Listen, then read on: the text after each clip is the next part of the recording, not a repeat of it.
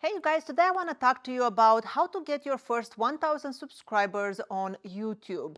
For those of you that are new to this channel and do not know me, my name is Skylar Ewing. I've been on YouTube now for 2.5 years. I have two YouTube channels. I have a photography channel and this woodworking channel. The photography channel I monetized in less than 3 months, and this channel I monetized it in less than 3 weeks.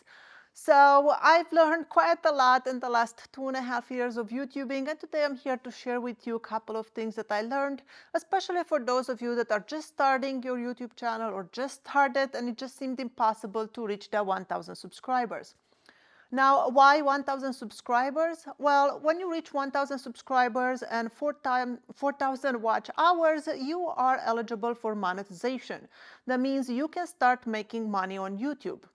Why would YouTube pay you? Well, because at that point, when you have that many subscribers and watch hours, you are allowed to turn on monetization. That means YouTube can start placing ads on your videos. So advertisers will pay YouTube so they can place ads on the videos, and then YouTube gives you a cut. So now that we know what do you need to get monetized, let's start to the beginning. When should you start a YouTube channel? Well, yesterday.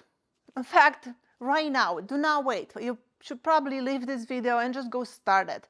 You're not going to get any better by sitting there and watching videos about YouTube or reading about it. You just have to go and do it. You're never going to be ready. It's just like having children. You're never ready for them. You just have to go and do it. Now, what do you need in order to start a channel? You will need a camera. And by camera, I mean you don't need a fancy camera. You can just use your phone. On my photography channel, I used to use my fancy cameras because I did have them, and some of top of the line cameras. And then for this channel, since it's a woodworking channel, I filmed everything. Every single video on this channel is filmed with my iPhone. In fact, right now I am filming on my iPhone. And the reason of that is because in the shop it's very dusty and I don't want to bring my good gear in there to get ruined. So I'm just using my phone. It's easier, it's smaller, it's portable, so makes it really, really easy. And then I can just airdrop the footage on my computer and edit it, and makes it very, very, very nice. The next thing you need, one thing that I would suggest you invest some money into it, is a microphone. The audio is so important. People will sit through a bad video, through a bad content, but they will not sit through bad video. At least that's been my experience. So investing in a good microphone, it is super important. I do like this Rode Wireless Go microphones. I have many microphones just because they were sent to me for review on my photography channel, but these ones are my favorite, and I think it has the best sound quality without having to edit the audio in post. Speaking about post, you need a program so you can edit your videos. So I use Final Cut Pro. It is super intuitive, really easy to learn, and it works really well on my Mac computers. Prior to using Final Cut Pro, I was using Premiere because I have a lot of the Adobe subscriptions for my photography channel. And Premiere Pro was not working well on my Mac, and also was not very intuitive and was kind of hard to learn. So Final Cut Pro, way easier, but you can use free programs like just the iMovies on your computer, and that should be just fine as well. So now that we know when you need to start your YouTube channel and what gear you need, what should you post videos about? You probably heard over and over people talking about you need to find a niche. And although it is very important to have a niche, I think in the very beginning it's not important at all. If you have a hobby or a thing that you want to make videos about, like for me was the woodworking. I knew that I wanted to document my woodworking journey, not because I knew a lot about woodworking, and in fact I didn't know anything about woodworking. I was in the very beginning of my woodworking journey, and I just wanted to document it. So for me, I knew that's what I wanted to do. If you have a hobby and you know exactly that that's what you want your niche to be, then go for it and keep with that niche. If you do not have a niche, then I suggest you go out there and you make videos about everything under the sun. If you are passionate about gardening, make a gardening video. If you like to bake, make a baking video. If you like to travel, make a travel vlog. everything you can imagine about. Just, go and make videos about it and post it on YouTube. And then see what sticks, see what people are attracted to, because naturally you are going to be better at some niche than others. So that's going to show up and you will see what people are watching. Now, another thing to consider when you pick your niche is to use your unfair advantage. And I said this before in some other videos, use your unfair advantage. What do I mean by that? Well, if you're a doctor, then you know a lot about the medical field and you can make videos about that, about health, diet, whatever that might be. I cannot make those videos because I don't have that training that you worked hard for years to gain. So that's your unfair advantage. If you're a plumber, you can make videos about plumbing, and I don't know anything about that, so that is your unfair advantage. When I said this before in another video, some of you asked me, hey Skylar, what is your unfair advantage? And I had to think about that for a second. And then I think I don't have any special skills. I think for me, the unfair advantage was just the fact that I am a woman on woodworking, which is predominantly a male-driven world. So very few females woodworking, and I think that was just kind of my unfair advantage there. So now, how often should you post videos? And that is a big one. It's a little bit of complicated one to explain. And I think, my personal opinion, what I did is post as much as you can. It doesn't matter how good or bad your videos are. In fact, I'm pretty much willing to guarantee you your videos are going to be bad. Your first 100, 200 videos, they are going to be bad. That's just the nature of it. In the beginning, nobody is good at making videos. And just post a lot of them. And one, that will help you to get discovered. The more videos you have out there, between all those millions of other videos on YouTube, the more you're going to get discovered. And also with every video you're making, you are improving on something, you are getting better at making videos. If you are going to just put all your focus and energy on making one really good video and take 3 months to produce this amazing video, or on the other hand, if you make a video every single day for 3 months, I am willing to bet you that after 3 months, you are better at making videos by making them every day, making bad videos every day for 3 months than just putting all your effort into one. And because you're just learning. You're learning from mistakes, you're learning from editing, from filming, you're just learning all kinds of tricks and shortcuts, and just get out there and do it. Now, I have known a few YouTubers that have started channels and they just never really made it. And I think the problem with that is because they made 1, 2, 3, 5 videos and they saw that nothing happened, so then they just didn't make them anymore. And I think that is the problem with people that are stalling. It's because you're giving up too early. You have to wait and just play the long game and keep posting and posting, and eventually it will pick up. I remember when I posted my first video, I think it went like 2 weeks and it had like 1 view. And then it took another few weeks to get to like 5 views. And then all of a sudden it just started to get picked up, and my next video got more views and started to gain subscribers.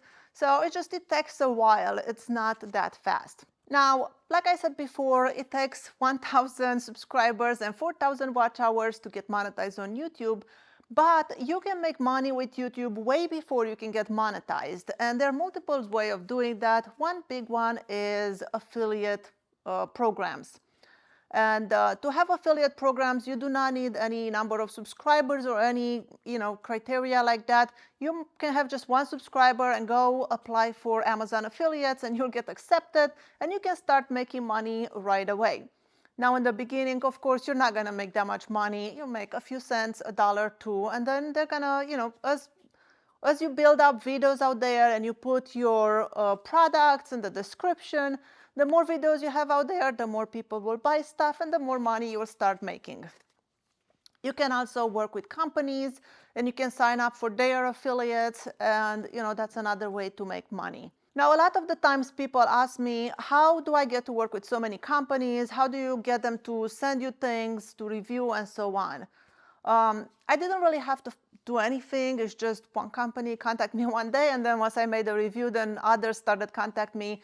But I believe you can just go sign for affiliates. For example, I review a lot of lasers. You can go to most of the big laser companies, and on their webpage there will be an affiliate link on the bottom, and you can sign up for it. So you can sign up for affiliates with them, and then they will contact you. They will send you a free laser and you review it. And once you do that, then other companies will send you stuff and so on. Or you can just go in your shop and pick a tool that you have and review it. And then pick another tool that you have and review it. And once the word gets out that you're reviewing these tools, you will have people contact you and, wanted to work with you. Now, I urge you to be very careful when you work with affiliate, because in the beginning you'll be super happy that somebody reached out to you and they want to work with you and they want to send you free stuff for you to review. But eventually it will become a little bit too much. I get emails every single day, 2-3 emails from really weird stuff that has nothing to do with woodworking or photography. I had offered bed to review, workout bike, an electric bike, a stand-up desk, jewelry, and stuff that has absolutely nothing to do with my channel. So of course I had to turn them down. Also, when you do sign an affiliate agreement, make sure you read the small print. I always read it. That's a contract between you and that company. And I actually got caught off guard just before Christmas last year. I had a bunch of companies send me lasers for review, and I was in the middle of so much work, and one company sent it to me and they sent me the contract, and pretty much the contract is very similar between companies and companies. So I kind of skimmed over it, but I didn't really read it. I signed it, and then later on when I went to really read it, I realized that what I signed up for is that I need to make 2 videos for them, not just one, in exchange for that laser that they sent me. And also in the small print, he was saying that I was not allowed to compare their laser to any other lasers on the market, and also I was not allowed to say anything negative about their laser. If I would have seen that, I would have not signed it, I would have not reviewed the laser, but I've seen it afterwards, so now I'm super careful and really read those contracts. Now, when you are a very beginner on YouTube, there are a few other things that you should look out for. One of them is to make sure you don't make intros that are too long. When you are new, nobody knows who you are, and if they click on your video because they like your thumbnail or whatever, then immediately if it starts a graphic kind of intro, people lose interest. They don't know what they're waiting for, so they click off and go watch something else. That is instant. Also, I have mixed feelings about people when they edit their videos, that they include all those little movie clips and cartoony stuff, and I just find them a little bit boring, and I don't love watching those kind of videos, and that's why I never do that with my videos. Now, if you do decide to include some of those clips or music, make sure it's royalty-free music and clips, and you have the rights to it, which means that will increase your cost for running your channel, because now you have to pay a subscription for, Epidemic Sound or Storyblock or whatever platform you're using to get those royalty-free assets. Now, is it hard to have a YouTube channel? No, it's not hard. It does take time though.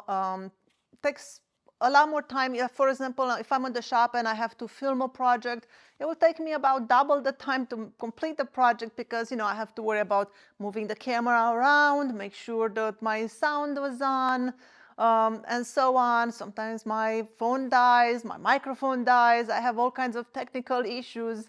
And then, of course, afterwards, you have to take your footage to the computer and you have to edit your videos. And once your video is all edited, then you have to post it to YouTube and go through all the description and keywords and so on. And that brings me on to the keywording, titles, thumbnails, and what makes your videos discoverable. If you just make a video and you post it, YouTube, and the title will just be the date that you posted. Nobody will know what that video is about, so YouTube doesn't know what that video is about either. YouTube is a computer, is programmed to recognize words and numbers and so on. So if you're just posting a videos, YouTube doesn't know who to show it to. So they will send it to some random people, and those people might not have the same interest as you and not watch your videos. And then YouTube was gonna think, well, this video must not be good, so they stop promoting it. You get no impressions on it, you will get no views, and your video tanks. So it's important you take the time that you put a title, you make a thumbnail. Make sure the thumbnail is not deceiving.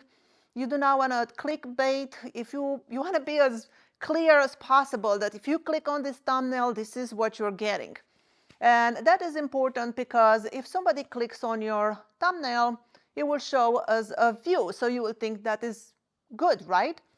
Well, if they just click on and then immediately click off because they didn't like what they see or it was not what they expected, then YouTube also sees that as a negative point. That means, must have been a really bad video. That guy only made it on that video for 2 seconds. So they stop promoting your video. But if you are showing in the video exactly what you said you will in the thumbnail, most likely is that person is truly interested in that subject and they will sit there and watch your video for a lot longer time. So make sure you're clear on that, and then you need a title, you need a description, and you need keywords. And make sure you use all that space and put as much information as you can. Because YouTube is a search engine. So if you go on YouTube, I have the premium, so I don't have to watch ads. But if I sign in as incognito or somebody that doesn't have premium or you don't have an account, you go and search there. You will see, for example, if I want to learn how to plant potatoes, you'll go and say how to plant, and then you'll see in the search bar, YouTube will fill in for you options like potatoes, carrots, whatever they might think you want to type in. Well, those things that are showing up in there, that's what people are searching for. So you can use those tools to see what people are searching for and what they're interested in, and that's the kind of things you can make videos about. So we know YouTube is a searching engine, and that means you have to put as much information as you can onto those keywords and so on. So if I search for how to build a nightstand, and you have the keywords in there, woodworking nightstand, how to build, how DIY woodworking or whatever, then YouTube knows that my search matched the criteria of your video, and it's going to show me your videos as impressions. So they will know exactly who to send your videos, and because those people are interested in that subject, you are more likely to watch your video. And once the video is watched, the more people watch it, the more YouTube is going to think it's a good video and it's going to show it to more people. If those people watch it, then it's going to show it to more people and so on. And that's how videos get to be viral. So it's important that people are watching it, and in order for YouTube to know who to send it to, they need to have the information, and the information comes from you, the way you are putting in your keywords and titles. Now there are tools out there to see how you rank. So for example, there's a TubeBuddy and VidIQ, and there you can do a search for keywords. So let's say I want to know how the X-Tool S1 laser will rank. I can go and type into VidIQ X-Tool S1, and it will show me what I would rank for that keyword. And that's the tool I use. I used to pay for both of them, VidIQ and TubeBuddy, and TubeBuddy was not accurate at all. But VidIQ is pretty accurate, and it helps with keywords because I am terrible at coming with keywords. So I can go into that extensions that I have it installed on my computer, and I can put in the keyword that I'm researching, and it tells me if it ranks good or it ranks bad. If X-Tool S1 ranks bad because a lot of people made that video, I can put in like diode laser, and maybe that one ranks better. And then I make sure that whatever keyword ranks better, that's the one I will use in the title, the description, and the first few keywords that, when I put in my keywords. And also the VidIQ, it gives you other keywords recommendations. So if I'm bad at doing keywording and I want to review this coaster, I can put in like coaster or leather coaster, and then VidIQ gives me a whole bunch of like 100 or something keywords to choose from that has the same kind of thing to do with the coaster so that I can just click on them and add them. So that just speeds up my workflow. And now I have all these keywords and that I couldn't even come up with because I'm really bad at adding keywords. And it's just a tool that I use to, put in my things into my videos. And I'm not affiliated with them or anything. I pay for my own subscription. So I just thought I would mention because it is a good tool to have. Now, once you do get monetized, somebody asked me, well, do you have to have ads on your videos? No, if you are monetized and you do not want to play ads on your videos, then you can there's a toggle there on the computer, you can just turn it off, but then you don't make money on that video. Also, if you already had many videos made prior to you getting monetized, you can go back and turn on the monetization on those videos and you start making money on those videos from that day on. You don't get money for the views you got before you got monetized, but you will get money from the old videos just from the day you got monetized. Now, is it worth it to do all this effort? Do you get paid enough money? Well, no, you're not going to get paid a lot of money, especially not in the beginning. But like I said before, this is not a sprint, it's a marathon. You have to think about the long run. And I do truly believe you can build something. It just takes a lot of time, a lot of work, and a lot of effort. That's also something you need to think about it. Is this something you do just for fun and you post a video here or there? Or is this something you're committed and you really want to make working? If that's something that you do want to succeed into, then you have to treat it as a job. That means you have to put in the time. When I wake up in the morning, I take care of my children, I take them to school, and then I'm pretty much in the shop or on the computer editing videos, and I put in my 6 hours a day, every single day, 6 days a week. That is my job right now. And, that's just kind of the effort you need to put if you want to grow. If you don't care about growing, then just do it as, you have time or whenever you want to share something with the world, but then do not expect to grow fast or, to become very successful on YouTube. Now, we talked about how you can make money on YouTube from affiliates. A lot of people are using YouTube platform also to sell their own stuff, things that they make. They have a website that they sell on their own stuff, and they're just seeing YouTube as promoting, as putting their name out there to the world to know about them. And that is another way to earn income, and that's a completely different way of seeing this whole YouTube life. It's not for making the videos and getting the ads money.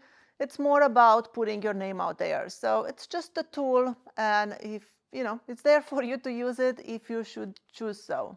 Now, in the beginning, it's going to feel really, really slow on getting any kind of traction. Every subscriber seems to be like forever to gain.